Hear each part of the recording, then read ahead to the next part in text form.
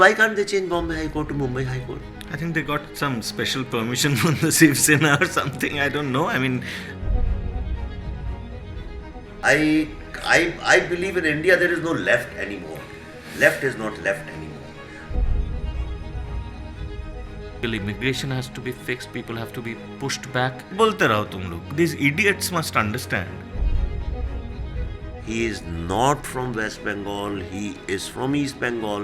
Then when they take over, there is no My way or highway. This is the only way. Bas. My book, my belief, Yeah. and everything, isn't it? Sure, yeah. So that's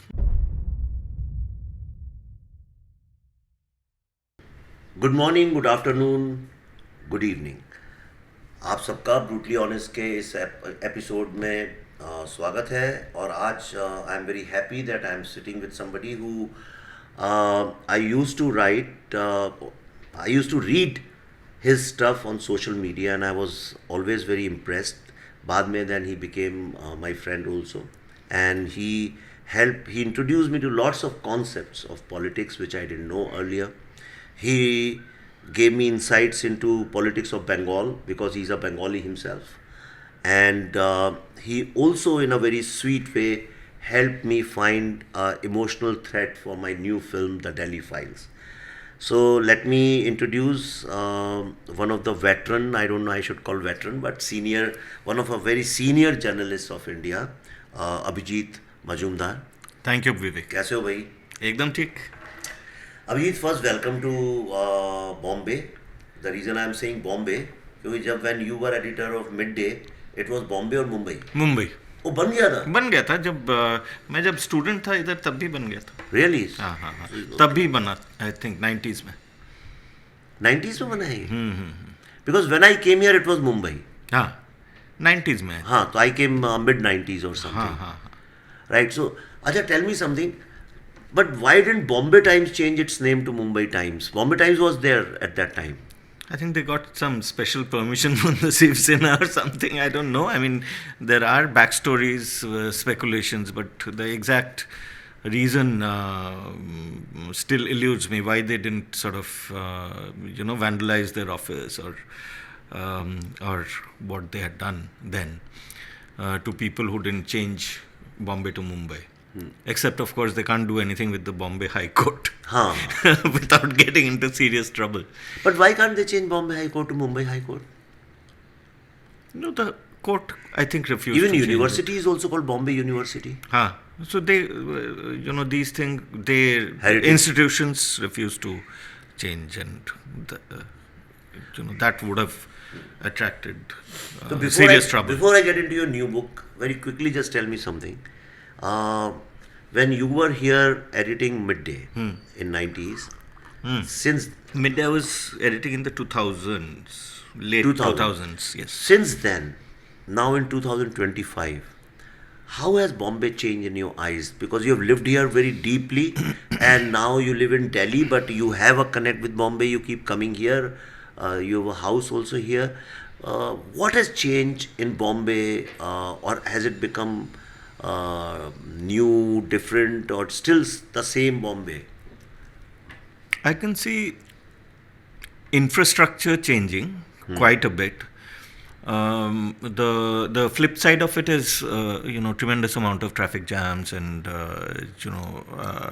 because of the digging up and stuff like that. Essentially, in terms of how the people are, the soul of the city, I don't think has changed much, and that's a great plus for me. I mean, even now when you go out in the night, even if you're a woman, a young woman who's sort of wearing party clothes, Bombay is probably the safest city. Oh yeah, undoubtedly. I mean, I've never seen any other city in India where women can just go out without. My daughter, she's now young, in early 20s. Yeah. She drives at night, midnight, 2, 3. We never even bother. But the same thing in Delhi, I would bother. Delhi has got safer, more cosmopolitan, but still not a patch in Mumbai when it comes to these things. When it comes to safety, when it comes to people not, just letting you mind your own business. I think there Bombay scores very high. But there are aspects of civic corruption. I think has gone up. Oh yeah, and if you Uh, know, recently this case is going on about road digging, which has become a big scam.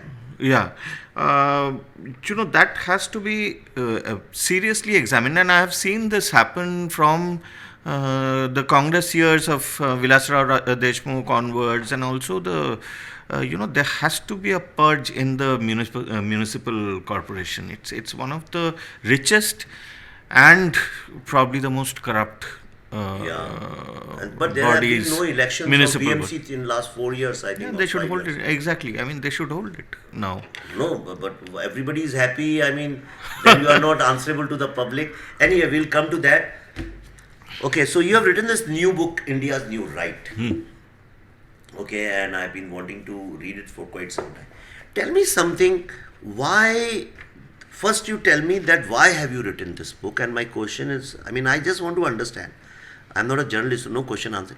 I want to know why suddenly there is so much of discussion on what is right and what is left in India, right? Are we redefining? Are we restructuring our society based on the current politics? What? Why do you have to write India's new right? Has the right changed? Means there was an old right and now there's a new right, and which of them is really right? Tell me about this book in detail. Right. See, Vivek, there is no doubt that India is going through phenomenal amount of change socially, culturally, economically, and there has been a you know after the Janmabhoomi movement, this is the latest surge in nationalism or civilizational revival that we have seen. I mean, there are good, uh, excellent, and ugly parts to it. Also, I'm not judging there, but it is there is no doubt that there has been a change. The old order, the Nehruvian order, has collided with a very very strong idea of nationalism, in many cases Hindu reassertion of Hinduness in society, a lot of civilizational revival in the pride, revival in the swa, the sense of swa of this land. And that swa is not the in the Western sense of individual selfish self, narrow self. It's the self, it's the collective self of the civilization. So there has been a reawakening, serious reawakening in across almost all fields, from economics to history to popular culture to cinema, your field. So there has been a change across all these fields. This book tries to capture it through some of its protagonists, and some of the protagonists are, even you're mentioned there in the chapter where I speak to Anupam Kher, uh, and and there are chapters. There are people who are faceless as well, whom I have met, interviewed. I've done more than 50 interviews for this. Okay. And some of them I couldn't even mention because that would sort of endanger what they're doing. And, they just quietly, without any expectation of reward or even, money, not even a pat on the back sometimes, uh, till they die, they are working quietly in remotest corners of this nation. That's true. Even I have encountered Yes. so many wonderful souls who are doing Yes. without any reward recognition. एकदम. Yeah, yeah. तो ये किसी को Chronicle करना था. I as a journalist, देखिए इसमें मेरा ज्ञान बहुत सीमित है. कम ज्ञान. My it doesn't sort of reflect my views except for the chapter, etc. But this is a collection of views on how people look at this momentum, look at this change, if you can call it movement. And so it here as well, you will find that India's right is not a monolithic entity. True. It can mean anything to anyone depending on your intelligence and your immediate problems of life. It's as fluid, as chaotic as India itself. So, there are characters in there who now don't even speak to each other. Even in right wing. Even in the right wing, yes, very much so. Social media, I know there are what trads and raita. Trads and raita wing. Raita wing is little modern. So it's like what the Soviets would call revisionists. Revisionists. So, who are like. Are you a revisionist? Oh, I'm apparently Raita Ultra Pro. Max Pro. Pro Max. Okay. So, tell me something. See, both of us are labeled as right-wing people. Okay, Yeah. But I don't consider myself left or right. I believe in India there is no left anymore. Left is not left anymore, because these people who call themselves leftists are actually in opposition. Okay, so I mean, just because they literally sit on the left side makes them leftist. Because, see, leftist ideology, I am very close to that ideology. I have thought about it, I have written about it, I have practiced it. I understand what that ideology is. Same here. I won't say all left is crap, Yeah. There are some good things about leftist movement also. Imagine if there was no leftist movement in Bengal when these Charu Majumder and all these people came. Okay, and then look at that zamindari system. If it had Land reforms was one of the greatest Yeah. things the left has done in Yeah. Bengal. We can't. Yeah, I'm not talking about the rotten eggs. I'm talking about the thinkers, Exactly. the real people who take the movement forward. So in left, I mean, I had some brilliant professors who were leftists. In advertising, I met some brilliant professionals who do. In film industry, there used to be genuine leftists earlier. Kafi Azmi, I mean, he has written such patriotic songs, and Sahir Ludhianvi. I mean, these were all IPTA members. In fact, some of the greatest artists of India have come from IPTA, which is Bengal, this thing. Yeah. Utpal Dutt. Utpal Dutt was arrested by Congress Yeah. for doing that play called Kallol, Kallol. based on this naval mutiny of Mumbai. You know that? Yeah. Isn't Absolutely. it? He was arrested when he was performing, and he was taken from there to jail. So, and today the same Congress calls itself leftist, or right calls it leftist. What is the new definition? Of left or right? Leftist. Is Congress a leftist party? Yeah, Congress's problem. Why Congress has made itself unwinnable, almost unelectable, in many cases, is because from Sonia Gandhi onwards, the Sonia Rahul Congress and Priyanka now has moved too far left. See, Congress used to be an umbrella. It used to be a political umbrella of almost all kinds of No, ideology. it started as a nationalistic party. Yes, it's an Post-independent nationalist party. post-independence, even pre-independence. Yeah, post-independence. People like Malviya, Lajpat Rai, etc. were all part of the Congress movement. Yeah. So they were right voices, they were left voices, they were centrists, and Congress brought as a political umbrella brought all these voices together. Now the Congress has become like a far left NGO, it in its thinking, in its approach, in what it says. The neo or pseudo woke party. It's woke to the point of actually insulting our, speaking against national interest, speaking the voice, being the voice of China in India. That's inexcusable. That's purely inexcusable. See, China politics one can handle because they are just talking. But this caste thing is such a fire. If it's already ignited now, I don't know how it's going to play after 10 years. Yeah, so What do you think it's about the this same. caste politics It's of Rahul terrible. Gandhi? It's terrible. It's again the No, but why? Explain like you it explain to a young kid. I want from because you as a journalistic point of view for them to understand. I think the thinking behind Congress's or Rahul Gandhi's thinking behind playing on this fault line, and mind you, this is the same thing that the British had done. They were brilliant at identifying fault lines, the north-south divide. Actually, the use of the word Dravidian and etc.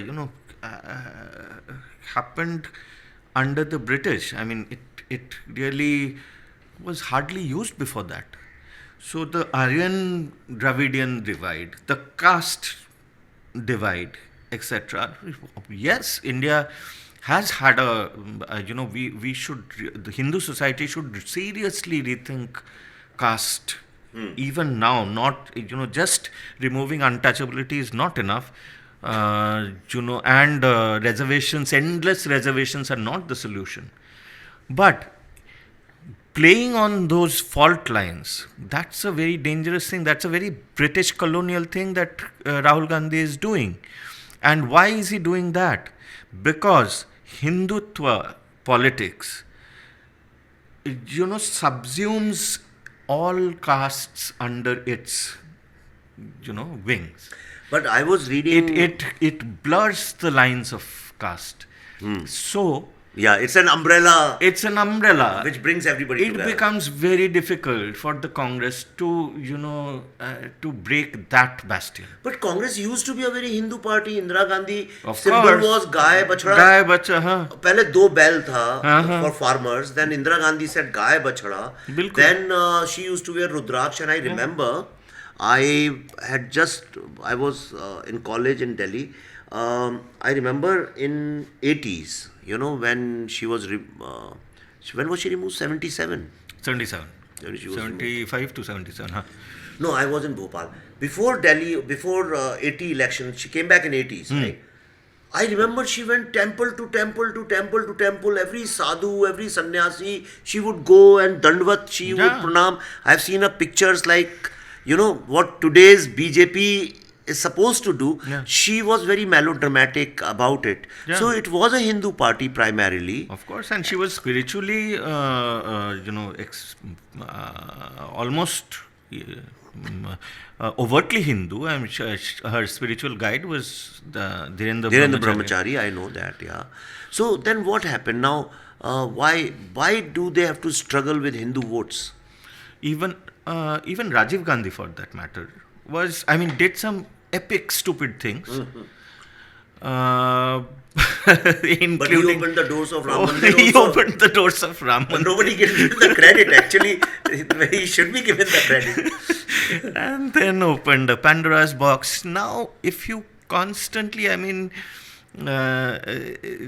Congress had taken appeasement to the point where even Digvijay Singh opposed their I know. communal violence bill of I 2011. I know. It was so, it was so bizarre. It was so sinister that only a Hindu could be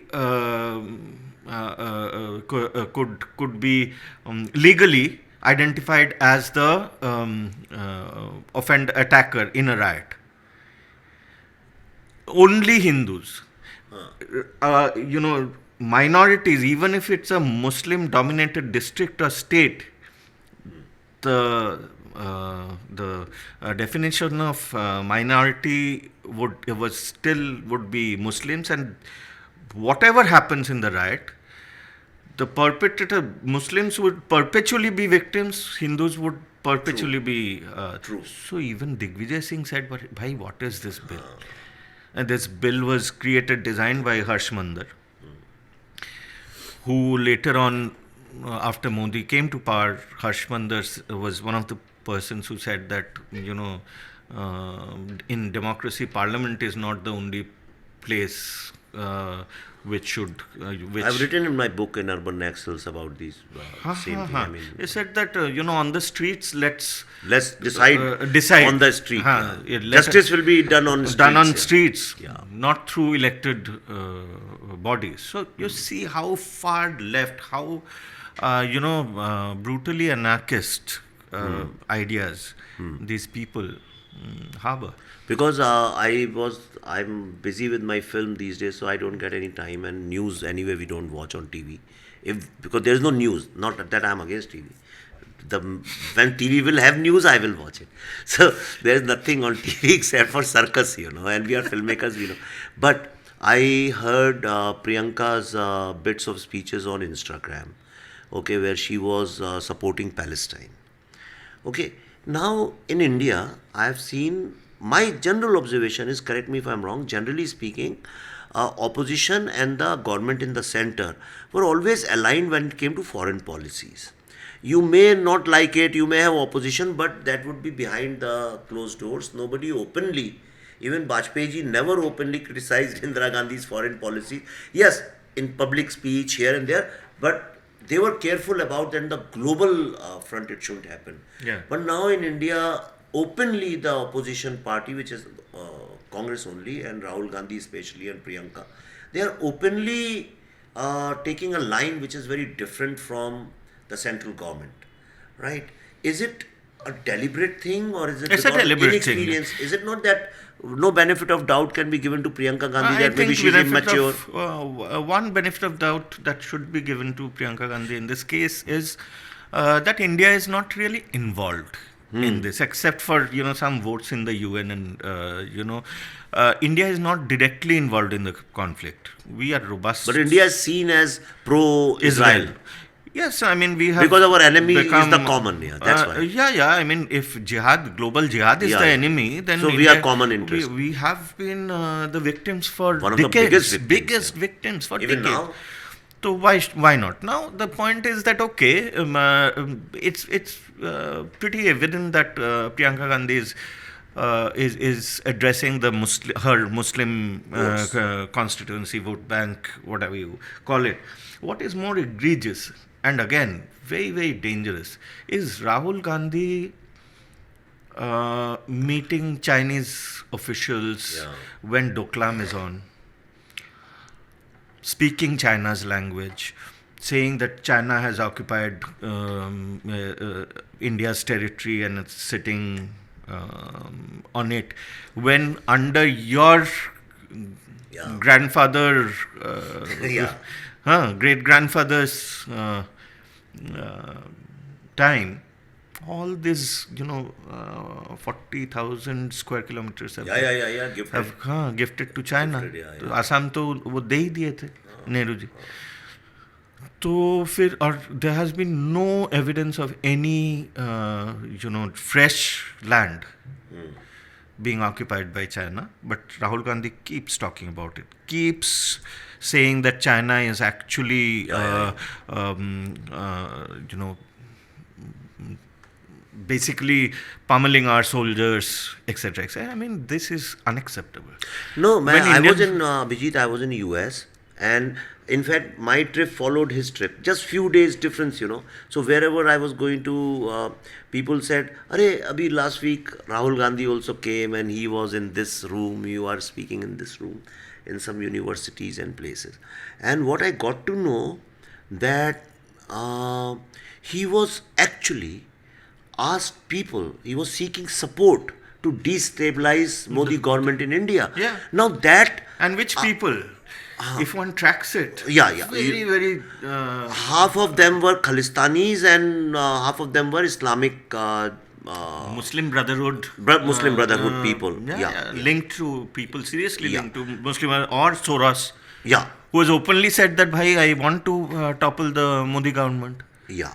So spending that is something which, as an Indian, even if I was apolitical, who has nothing to, I wouldn't have liked it at all. Yeah. Today you can blame me that I have interest in Indian politics, so I don't like it, and maybe I'm so-called right-wing thinker. But this is something that is unacceptable to me. It's unacceptable. No? And as a result, what happens is that lot of people start working covertly. Yeah. Okay, now I'm coming to Bengal. Okay, Yeah. my first introduction to Bengal's the danger of Bengal politics came through you.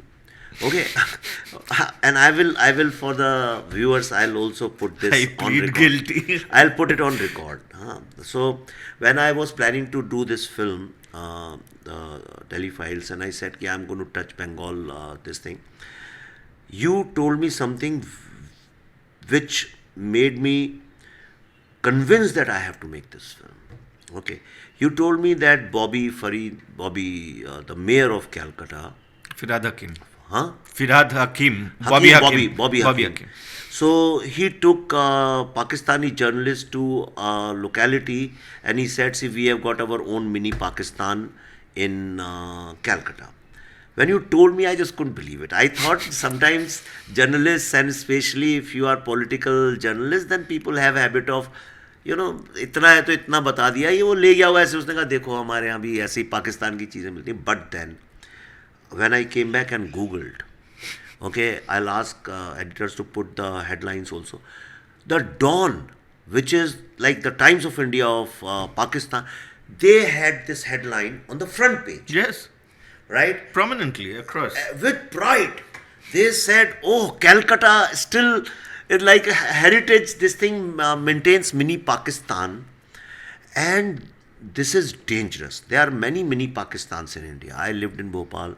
I call them mini Kashmirs because the strategy is the same. And then I visited that area. Actually, it is mini Pakistan. Metrobus, Garden Reach. Yeah. Yeah, and when we were researching for the film, in which you gave me a nice emotional thread, our team was arrested for researching when they had gone to Gopal Patha's house. At that time, all these the very jihadi kind of people came, and they started screaming. Police came and they put them in the hotel. In fact, the boy I just spoke to on phone, he was there. He got so scared. Everybody makes fun of him in our office. He didn't. He doesn't go to Calcutta. Kuch bhi ho jaye, he will never go to Calcutta in his life. He got shaken up for the first time in his a filmmaker in his life. And then when I was researching Murshidabad and all these places, Murshidabad is like what mini Pakistan? It is a city of Pakistan. Tell me something. Mamta herself is a very devout Hindu, very staunch Hindu. She puja part sab karti hai, and in private she claims to be a great Hindu. But why? And she fought communists. Can you believe it? Congress and communists, these so-called leftists. By definition, she should be there on the right side. But why she's on extreme left that today she's converting Bengal into a new Kashmir? Just speak in detail because you know Bengal politics better than anyone else. Yeah, again, the primary consideration there being vote bank. Bengal has more than, officially the last census put it at 26-27% Muslim population. Now I was told by many people that's 40%. It's well above 30. Well above 30. And there has been, the borders have been fluid, and we can't just fault Mamata Banerjee for that.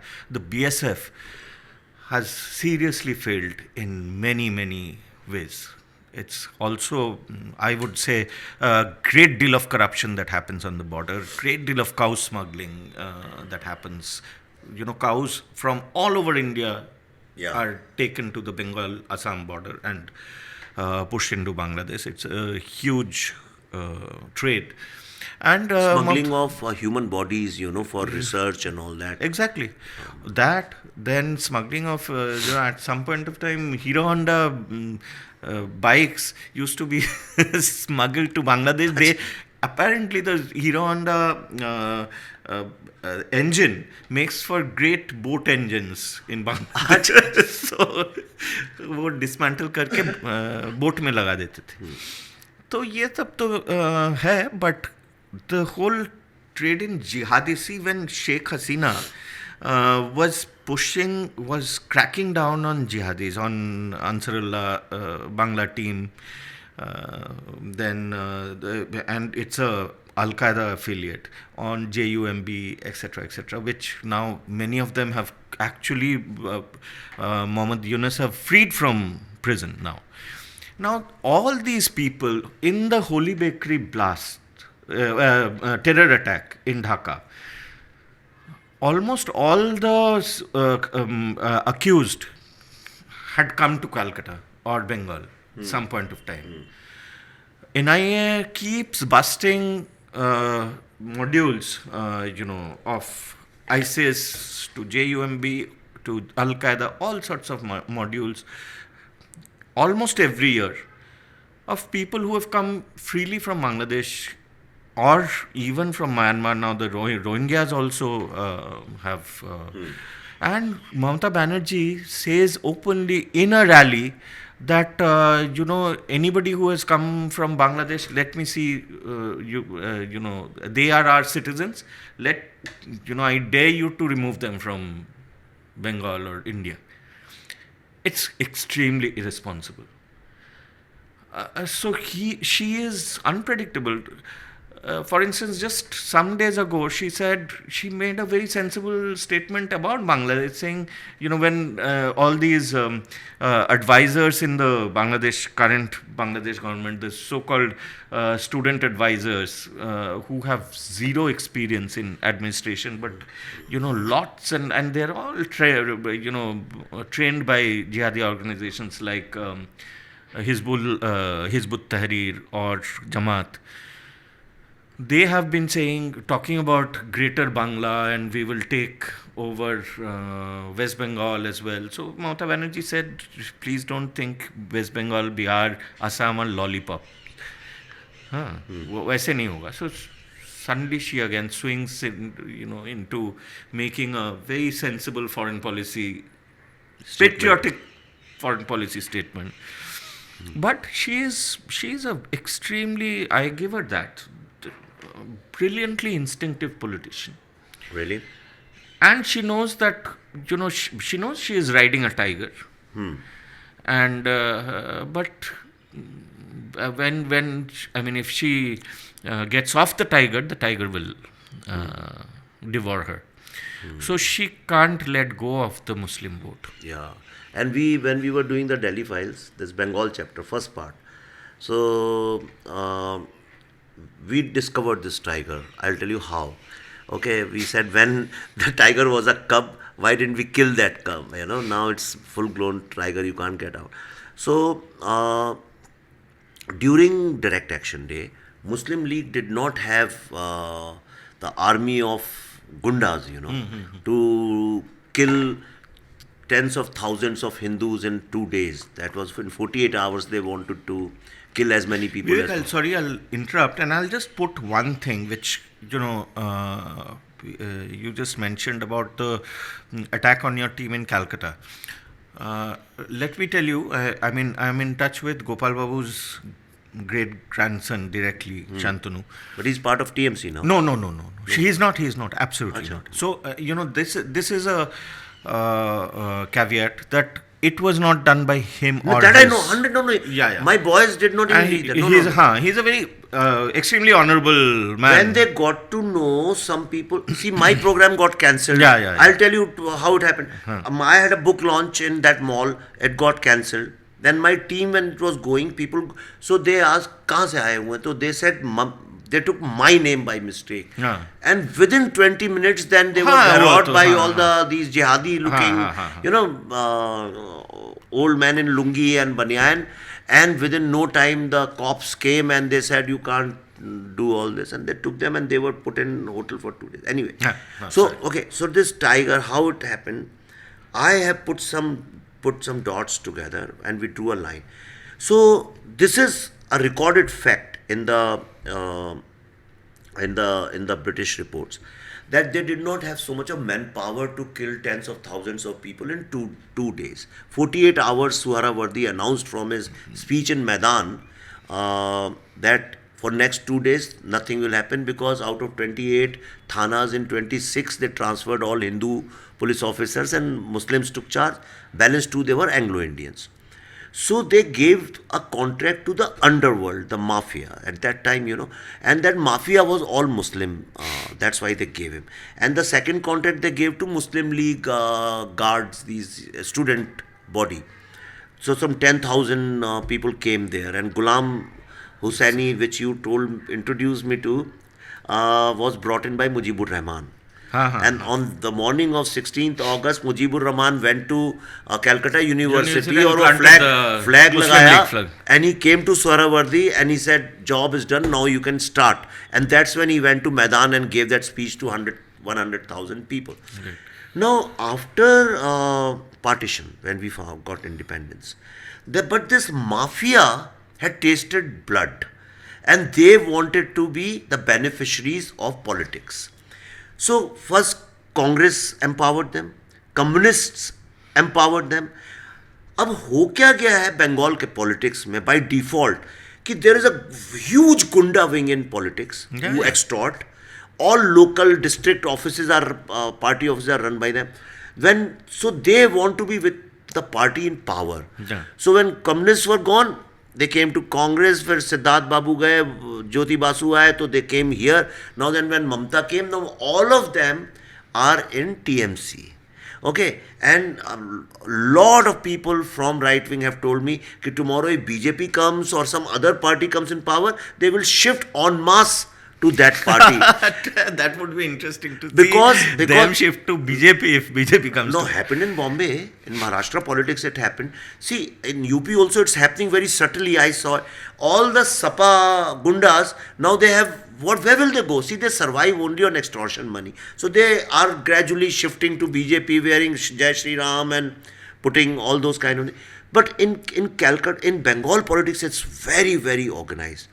And second, why I'm telling you, because tell me if it's not right. Second thing, what is happening is this vote bank is being manufactured.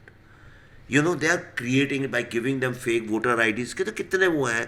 In fact, the head of Bengal told me in full confidence, fake voter IDs, fake passports, they are converted into a loyal vote bank, and they benefit all the rights of free India, How will you end it? Even if Mamta goes, how will you end because now it has cemented in the hinterland politics. Bengal is going to elections next year. Already Mamata's party has When are the elections? 2026. February, March. नहीं और थोड़ा March बाद में होता है. May April. March. April. May is last time the results were in May. But elections are Second, in March. March. So, Mamata, already her party is talking about electoral rolls, people being dropped from electoral rolls. Whereas her party is trying to push more and more of these, many thousands of illegals, fake voters with fake IDs into the electoral rolls. So, the war has already begun. For 2026, and it can be fixed. There's nothing that cannot be fixed. It just needs political will to start, detect, detain, deport. NRC is needed in Bengal more than any other state, probably. And an honest NRC. Not superficial, not the facade. Not the facade NRC. A proper NRC is needed in Bengal, and start deporting. Kya? I mean, what are we waiting for? Trump. Donald Trump. Donald Trump. Waiting for him. If we cannot make Bangladesh and Myanmar accept their own people, then we shouldn't actually be looking at Trump to do all our work. No. I'm saying India needs somebody like Trump. Deport them. Just don't care. Just throw them out. In the sea, Bay of Bengal gone. Now swim back to your native land. But this is like where you are sitting right now, next to this building. Though this is one of the most posh areas of Mumbai, but also has a huge slum area here. In this entire area of Warsaw, you'll find most of the house help which comes are Bengalis in Maharashtra. Mostly Bangladeshis. Huh. But they say we are Bengali. Nobody cares. People think, nobody thinks that Bengalis can come from Bangladesh also. But what happened, how I got to know, that for our film, we took a cultural consultant who's Bengali, and her roots are in Noakhali. So she came from there, and very genius person, and very, very knowledgeable person. Matlab, so detailed Bengali culture and everything. So one day we were shooting, so a lot of junior artists come. So I said, क्या बंगाली किसको बोलना आता है? So lots of people came, and at least 10, 12 of them. Few of them came. She said, no, you're not from West Bengal. अरे बंगाली बोल रहा है यार कड़क एकदम. कहती no. Water test है. हाँ, she said no. His accent and the words he's using are from Dhaka side. No, there is a simple test, the water test. What is that? Somebody from Bengal, almost everybody from Bengal will call Jol. water jol. Huh. If they're from the other side of the border, they'll call it pani. Pani. That's true. Simple. But how will a Maharashtrian know here, na? Why? Now, second thing, also accents immediately you get. Delhi also, I think, has a lot of Bangladeshi. But now Rohingyas working in places like urban company. I asked for booked for toilet cleaning, bathroom and kitchen and all this cleaning job. I did a booking on urban company, and these two guys came, young men, and they were speaking with each other, and I could get snatches of the conversation, and I could make out that the language is very familiar, but I am not being able to understand much of it. Because I am extremely familiar with different Bangladeshi accents of Bengali as well. And customs also change in Bengal. But that was not even a Bangladeshi accent. Then I realized that this is most probably the Rohingya. They also speak a derivative of Bengali. Yes. Which, if you know Bengali fluently, even then you will not be able to really understand what they're saying. I want to tell you something, okay, and through this I want people to be informed. They have adapted a new strategy. They realize that in Bombay and Delhi, a lot of people are talking about this. So you know where they are moving now, most of these illegal Bangladeshi immigrants? Kerala. Okay, so I had gone there for a recce, and so there were a lot of, I said, restaurants में बंगाली लोग काम कर रहा है, केरला में taxi चला रहा है, ये चला रहा है, फलाना दुनिया भर का. So one guy, so I said, where are you from? कहता है Calcutta. तो मैंने कहा कहाँ, where do you live in Calcutta? And he didn't know where. उसको ज़्यादा कुछ पता नहीं था. कैलकटा में रहते हैं, वही सिटी में बाजार के पास, और ये something like that. He couldn't take the name of a locality. And I was with somebody who happens to be a pracharak, okay, who has traveled every village, town, city of India. And after he left, he said, Vivek ji, he is not from West Bengal, he is from East Bengal. अरे मैंने कहा east Bengal Kerala कैसे आएगा? कहते that's what they are doing now. They are migrating to these places. And yesterday we had a presentation in our office, and the owner of that company is a Mallu. And he was telling me, sir, we have such a huge problem. First, these IS people came and brainwashed a lot of young people. Now these buggers are coming from Bengali buggers are coming, and they are brainwashing. Bengali log काय को brainwash करेगा भाई India के खिलाफ? He said they are not from India, they are from Bangladesh, you know. So these are the two red flags. I see that they now are going to places where nobody will suspect them. क्या अच्छे नौकरी के लिए आया है बेचारा, पर वो नौकरी के लिए नहीं आया है वो. There is a train by your name, Vivek Express. कहाँ है ये? It is probably India's longest train journey in this thing. It starts from Assam अच्छा. and goes right up to down south. Oh really? हाँ, 2-3 दिन लगता है. हाँ. It is full filled with Bangladeshi illegal immigrants. So it's not that they cross over and stay just in Assam and Bengal.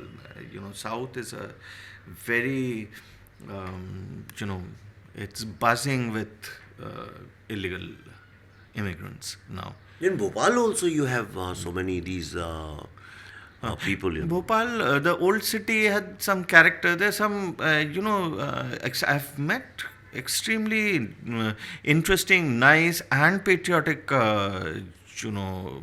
Muslim intelligentsia in Bhopal. But yes, Bhopal is also getting taken I over was by in the the. hotel and housekeeping and all these illegal. Yeah. See, you can make out very easily if you ask them 5-10 questions. They don't have answers to most of. I mean, they don't know.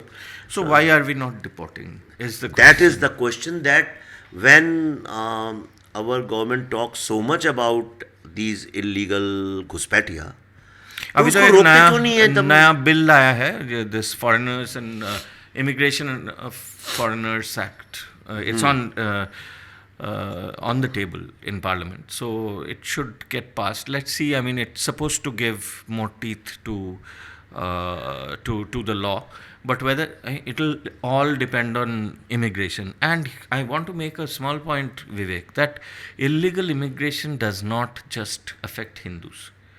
It affects our local Indian Muslims as well. How? By taking away their jobs.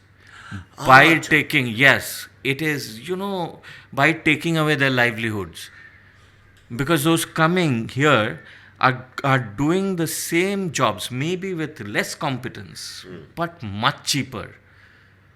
So we are also, And because of the crime committed by a illegal immigrant Yeah, Muslim, the Indian Muslim, the radar of suspicion goes on Indian Muslim. yeah, we paint it with the same brush. Same, obviously. कि हाँ ये मुस्लिमों ने किया है. Whereas they have very little at stake, right? They have no love for the nation. So, what are the chances that Pakistan won't exploit this situation, because Bangladesh is vulnerable and it's very easy to give poor people some money and they work like Taliban or IS was working in Kerala files, you see. I mean, that vulnerability is there or not? Pakistan has started doing a lot of work in Bangladesh.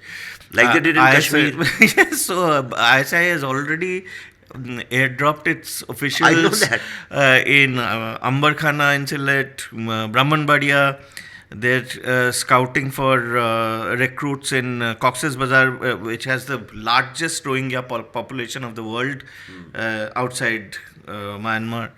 And they're doing, but Pakistan doesn't. First of all, Pakistan को फुर्सत कहाँ से मिल रहा है कि अपना जो हालत है देश का, उससे थोड़ा बहुत फुर्सत मिलता है तो वो ये सब करता है.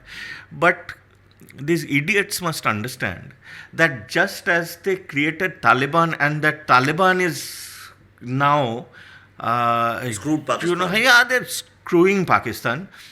Similarly, if they create a situation in Bangladesh and radicalize the ground there, it will it will not help them. Rather, it can be, then it becomes a jihadi for hire in every gully. किसी को भी कोई भी higher कर सकता है. You get the implication. I don't want to sort of elaborate on this. Yeah, but, I know that. But ठीक है, आपको create करना है करिए, लेकिन they can turn against you. And Bangladesh is not understanding this. The hotheads in Bangladesh are not understanding that the same snakes can be used against them. It will actually become worse than Afghanistan. That's now okay. So I know that we have taken a lot of time and we can discuss for 3-4 hours.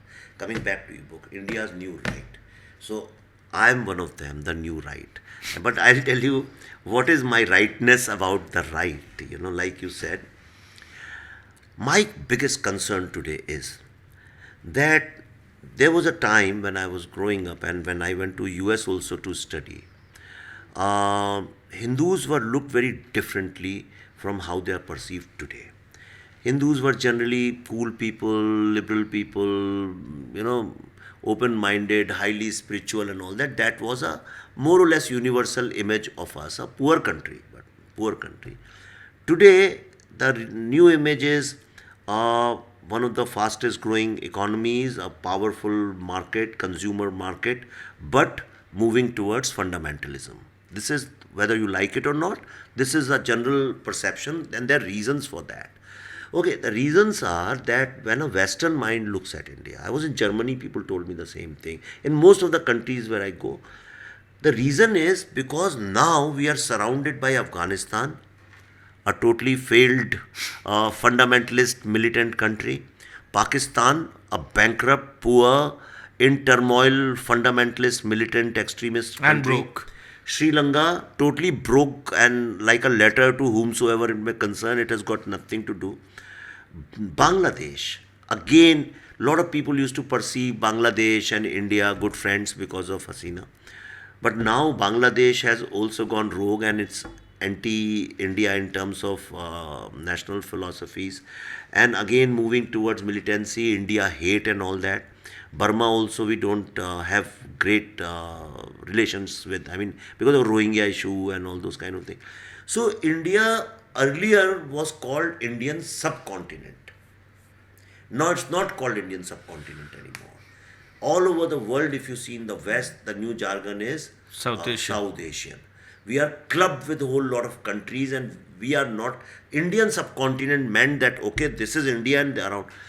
So a general perception is building, and because we are also reacting to fundamentalism with in stray fundamentalist ways, okay. Now, whatever said and done, these are my views, you can differ. Like Aurangzeb thing, I think it's real. But how do you explain it to a Westerner that, this stupid problem can be so real? Aurangzeb, who was supposed to be found in history, is found in current affairs. I mean, that's a very strange thing. So our society is going through a kind of conflict. Middle class, which has been keeping quiet for so long, is trying to assert. The Hindu community, which never asserted themselves on the street, is going to assert with unemployed people, gunda factors, and all those people. If you were to summarize in a couple of lines, what are the real challenges as a journalist and also somebody who's so involved in deep Bengal politics? What are the real challenges, especially in Bengal, because the elections are coming, and I've made a film, so I'm interested in that. What are the real challenges of Bengal? Threats, not challenges, threats. And what are the 2, 3 things, if you were the chief minister of Bengal, what is it that you would do? Where does one start? I mean, first of all, there has to be a serious crackdown on corruption right from the top. And that goes down to the bottom. I mean, Bengal's economy is is in debt of over 6 lakh crores. Yeah, I know. 6 lakh crores is not funny. That's a lot of money. People are constantly going out of Bengal for jobs. It's become a large tracts of Bengal, especially urban Bengal, have become vridhashram. Yeah. And the second thing is, if family has a boy and a girl, first they send the girl out. Girl, exactly. Then the boy, Yeah. because girls are not safe. So, yeah. And this was never the Bengal that, Bengal used to be the safest For girls, women. for women, yeah. And look at what happened in the Sheikh Shahjahan case. And there are Sheikh Shahjahans in every district of Bengal. Yeah. And multiple. So there has to be a proper crackdown on crime. Proper crackdown. With every mean possible, one should, fix the law and order. Fix the, just completely end the arrogance of people thinking that we will do what we want, what we wish. Koi kuch kya kuch ukhad lega. That has to stop. Law and order has to be fixed. Illegal immigration has to be fixed. People have to be pushed back. economy has to be fixed. Bengal has one of the most fertile soil in India, the Gangetic alluvial soil. वहाँ पे तो कुछ फेंक दो आप ऐसे ही तो फेंक दो, it will grow. That has also become Bengal's curse. Because पेट चल जाता है तो people don't want to come out and work for, the way a Gujarati or a Rajasthani will is geared for survival and doing better. Probably Bengal, so, and industry, people are so skilled, people are so knowledge, the whole intellectual tradition the is, Renaissance. it's a cliche now to talk about it, but it still exists. It it still exists. I mean, you can have brilliant. I mean, not just IT, infotech, or AI, or whatever. You can have brilliant research hubs in Bengal Research, on biotech. Bengali mind and research go. Yeah. In film industry, some of the best technicians, DOPs, lyricists, music directors are Bengalis. Even now, in fact, earlier it was ruled by Bengal. Yeah. But even now, so I say, why do they come here? Because they say we don't want to live there. Yeah. So this has to be fixed. And India, see, I don't think India should be too bothered about what the West says about it. West has been, West was bad mouthing China for 40 years. China didn't give Care. a, yeah, Didn't give a- flying whatever. Said बोलते रहो तुम लोग. हमें भी वही attitude रखना हाँ, तो and then now China has infiltrated into their academic institutions. But into there's a media. difference. Your book addresses this colonial hangover. course. You book this book, New India's Right, and you have written chapter on that colonial thing. My biggest problem is that our governments also seek validation from New York Times, Washington Post, and all these newspapers. वो है. It's time we should. An English-speaking people, किसी ने अंग्रेजी में बोल दिया तो वो है. We should now slowly try to fight that, resist that, isn't it? No, we should. I mean, decolonizing, as I said, I mean, the China example is the most और stark. वेस्ट की खुद हालत खराब Donald Trump ने कर रखी है तो अमेरिका में Look at Europe's immigration problem. I mean, cities, UK may soon become a Islamic republic or something like that. Yeah. Imagine, and they should not be lecturing us. We should not be even listening to them. यार good boy बन के कोई कुछ हासिल नहीं कर पाओगे If you go to London to Oxford Street, so you know they have these rickshaws now, Indian style hath rickshaw type. All the rickshaws when they cross you are playing Arabic music, and the driver is necessarily an Arab, and it's like there's so many streets and areas and which are like you go and all you smell is Lebanese kebabs and people so are. multiculturalism is very good and all that till. But there's not multicultural. No, it is no. Till there are massive Hamas rallies on the streets of London or Leeds, or look at how the Lister riots. Somebody told me in Sweden once. He said multiculturalism flourishes only as long as it excludes Islamists. The minute Islamists come, then multiculturalism is only Exactly. spoken about few people. It becomes like a monotheist monotheists, thing. and then when they take over, there is no My way or highway. This is the only bas, way. bas, bas. My book, my belief, and everything, isn't it? Sure, yeah. So that's what we shouldn't go down that road any longer. We are not. Much of it has been reversed. What is happening under Narendra Modi? I mean, one can also criticize his government for things. Maybe education reforms should have started much earlier. Those could be discussed. I mean, places of worship act could be fixed, etc. But what has happened in the last 11 years, much of it is also irreversible.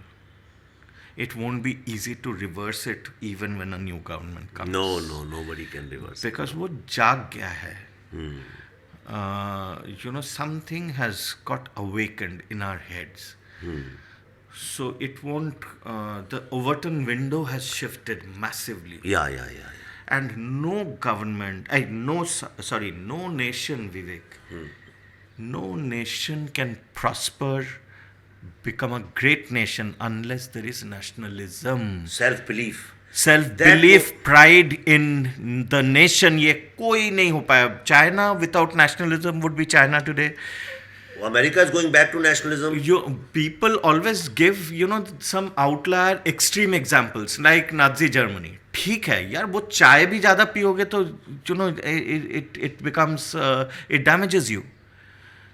Even medicines taken to the extreme kills you. They kill you. But without nationalism, no nation, whether it is America, whether it is the UK, whether it is Germany, whether it is China, Russia, Japan. The revival of Japan after the World War Yeah. was because of nationalistic feeling. Exactly. So no nation can become great, prosper, do good to its people if the people do not feel proud about that nation. In advertising, Abhijit just reminded me Japan nationalism. You are so right. Now I connect things. When IBM and all these companies took over the world and nobody was looking at Japan for their chips, so they came with an advertisement. It said, we are Japanese. No, we are small people. Right? We make small things. Somebody was holding a small chip. Chip, for example, we are Japanese. Say it with pride, made in Japan. That's how they revived, that Panasonic, Toshiba, Exactly. and Sony and all these companies came, isn't it? Exactly. See, if somebody asks me, these days it's very difficult to put your opinion out in market, but I will say, because I think, if you ask me what is Mr. Narendra Modi's biggest achievement, okay, for me it's at the psychological front. Look at India 2014. We were a defeated society, a hopeless society. We thought we have no place under the sun. Okay, today we are in fact now we are a little overconfident. मेरे को उसका भी डर है कहीं हम और overconfident होके भूल ना जाए. But now we are a very confident society. We look into somebody's eyes, not at their eyes, and we assert them ourselves. And this entire movement has, in US, for example, I go there very often. The NRIs, Indian community over there, now has become such a prominent vocal community that all the presidents have to, bow down to them and say we cannot become president without your vote. Which is, see, the numbers haven't changed. 1 or 2, 3% numbers must have changed in pre-2014 and now, but the assertion quotient has gone up so high. Exactly. Indian passport, whatever one may debate, has some value. Yeah. I have been going to US since 80s. Earlier we would go, people won't even know what is India, what is Delhi, who cared about it. Now they know about it. So he united various factions of Hindus into one fold. Now Modi means different things to different people. Gorakhpur gaya tha, sabko lagta tha ki Modi is the biggest Gau Rakshak in the world. If you go to another city, they'll say he's a development champion. Somewhere you go, he'll say that he's this champion. So he may mean different things to different people. But he has done more good for the country than what his critics may not give him due credit for. Certainly. And I think that is the new right, which is united for some reason.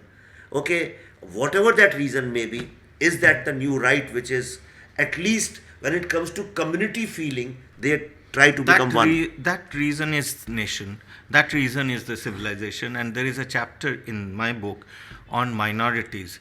Vivek, this is an unprecedented number of people from the Muslim community or the Christian community who have come out in the openly nationalistic, or openly taking on Islamists, openly taking on all sorts of anti-India forces. This in unprecedented numbers. True. This is a singularly unique time we are living in, and probably we will look back with with pride and I was in Chandigarh, Punjab recently, so I went to Patiala, Chandigarh, all those places.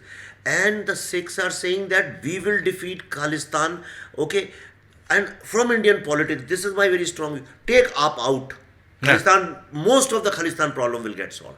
They keep igniting it for political reasons, you know, like in the LTT was ignited and these kind of anyway. So good for this book, all the best. And if you have not bought this book, please order. This is published by Inc. They do It's lot on of- Amazon, Flipkart. it's on Amazon, everywhere must be there. India's new right. And one thing I can tell you, even if you don't care about right and wrong, this will introduce you to a new India, because ultimately you have to live in new India whether you like it or not, and it's better to know where you are living. That's one thing.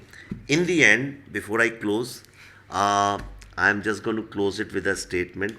I want to thank Abhijit for introducing me to lots of nuances of Bengal politics.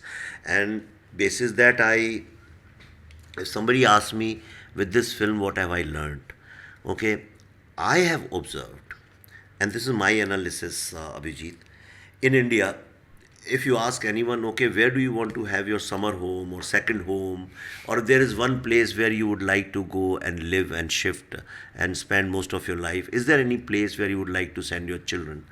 People take all kinds of names. People say Kerala, some people say Shillong, Goa. people say Goa, so obviously this is most. Andaman Nicobar. People say Leh, कि yeah, I would like to have a house in Leh. Oh, I will visit once in a while. If you have to invest in real estate, Coorg, Kadai Canal, any place, even Patna, a lot of people say, why? Because yaar, we are Biharis, we want to have a house there. Why should I live in? There are two places. I never heard any Indian take that name. One is Kashmir and second is Bengal. Even Bengalis don't. Even Bengalis don't want to. In my neighbors are Bengalis. I said, why don't you? अरे हमने घर बेच के आए वहाँ पे. And this is something which really, really hurts me, because my parents were in Calcutta and I have emotional connect with Bengal. And I'm extremely inspired and fascinated. If you see my social media, I'm one of those right wingers who openly defend Satyajit Ray and Tagore, and these days even Tagore is put into question mark and all. I am so influenced. Today only I recorded something on Bankim Chand Chatterjee. If you come to my library, it's full of Sharat Chand's literature. I am deeply inspired. In my film, I have used Parvati ji's Baul song for my. Who would care in this today's world? I flew her from there. Parvati Balla. Yeah. Baul, Parvati Baul, and she's one of the most famous performers in the world now. Problem is, she has a ashram near Shanti Niketan, and I couldn't go there because if I had gone there, her ashram would have been attacked. You know, this is the situation. So, is Bengal becoming a new Kashmir? Is there a threat or some concern like that? Certainly. Say in yes or no. Certainly there is a threat. Certainly it's currently in the direction that the state is going, it's straight away going in that direction. It took Kashmir hundreds of years to become what it is today. It might take Bengal Faster. about 10, 20 years. Yeah, but Murshidabad, though, even now it is like Murshidabad, Malda, parts of Malda the and all bordering these, districts, south of and 24 Sundarban is Parganas. also not far behind. Yeah, Sundarban 20 is also in the same absolutely, direction. Absolutely. Sundarban, south 24 Parganas, not 24 Parganas. It's now almost all over. Yeah. The demographic change take over. Demography change is the biggest threat. Yeah. But anyway, so if you are India's new right, please help stop Bengal becoming new Kashmir, because that's your duty, that's your dharma. On this note, thanks a lot, Abhijit. I hope your book really does very well. Thank you, Vivek, Bye-bye. for having me on your show.